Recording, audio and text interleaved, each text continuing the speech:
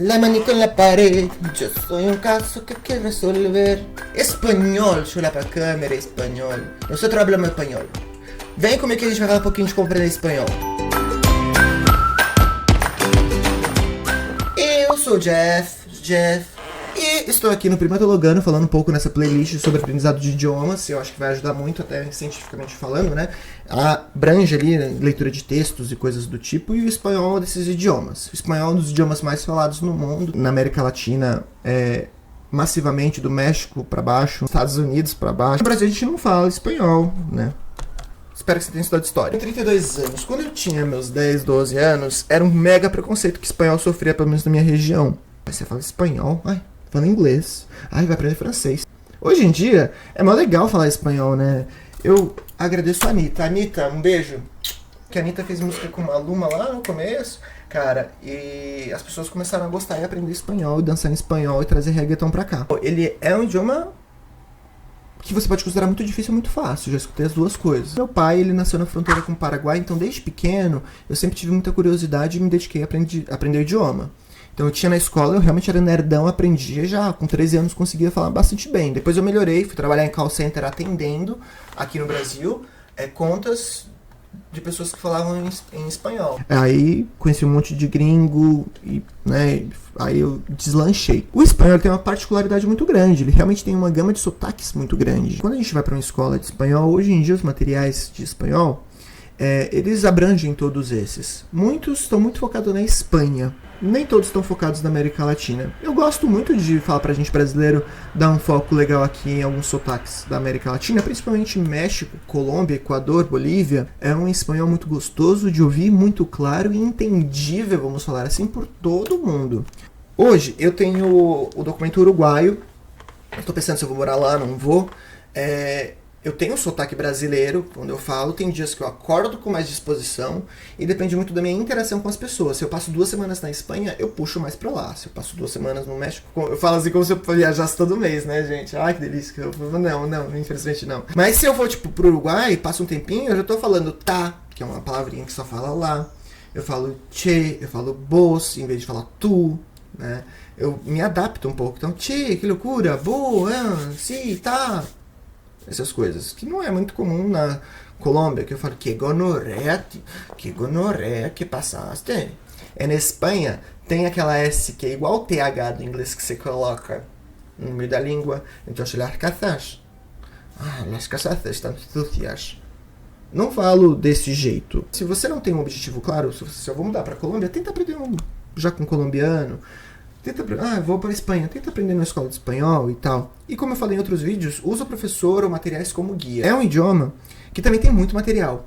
Então eu indico vocês ou escolherem uma escola, ou um professor particular, ou material, se você for estudar sozinho, e usar coisas de complemento. Cuidado no começo para você não se confundir tanto, porque o que mais se confunde no começo, na minha opinião, e eu fiz esse vídeo só para poder falar disso, são algumas letrinhas, que é o Y, o LL e a pronúncia dessas letrinhas, né? Então, por exemplo, eu me chamo Yolanda. Eu me llamo Yolanda. Tá feio. Escolham tanto para o Y quanto para o LL a mesma pronúncia. A gente tem 4 pronúncias comuns. Yo, como se fosse um DJ, então você vai falar assim, yo me llamo Yolanda. Você tem I, então você fala, yo me llamo Yolanda.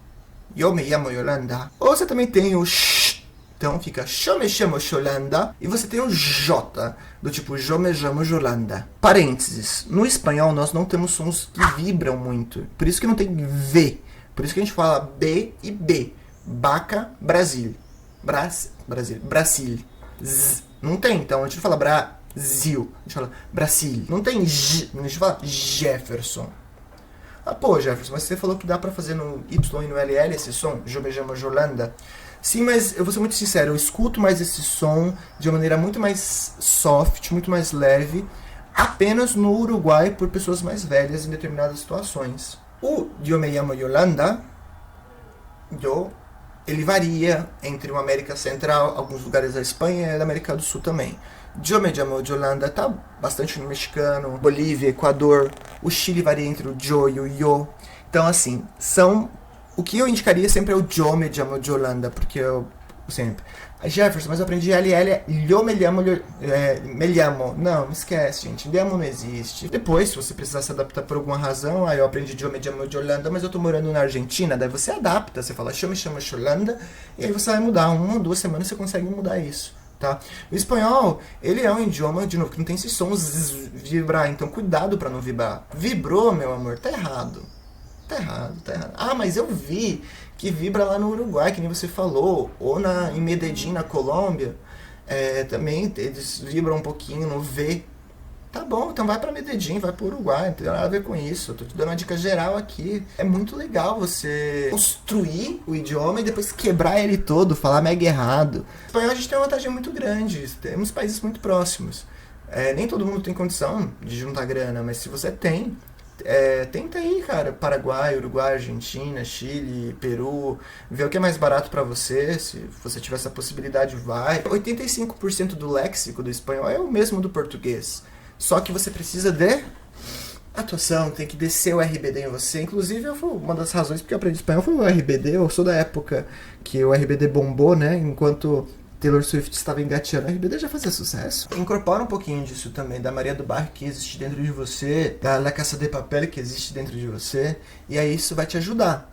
Então, eu tenho uma história que não é minha, que eu vou contar, compartilhar, muito legal. Uma amiga minha, ela era filha de brasileiro e boliviano, nasceu nos Estados Unidos, foi pra Bolívia quando era pequena e tava tentando falar o espanhol mais corretamente possível, de acordo com a referência dela, né? E ela falou assim, olha, donde hay un baño? Onde tem um banheiro? Donde hay un baño? Donde hay un baño? E ela falava assim, cara, ninguém me entendia, e todo mundo falava muito afetadamente comigo, e me incomodava aquilo. Até que um dia eu fiquei muito nervosa, eu falei, olha, donde hay un baño? E me entenderam, a partir daquele momento eu só comecei a falar assim. Então eu não sei. Então assim, a gente pega uns trejeitos também. Então, che, boludo, como tá? Como andar la cosa, Espero que te todo bien. Eu falo meu espanhol assim, às vezes eu... Ai, que gonorreia. Olá, senhor Valentim, que tal? Como estás? Eu falo assim também.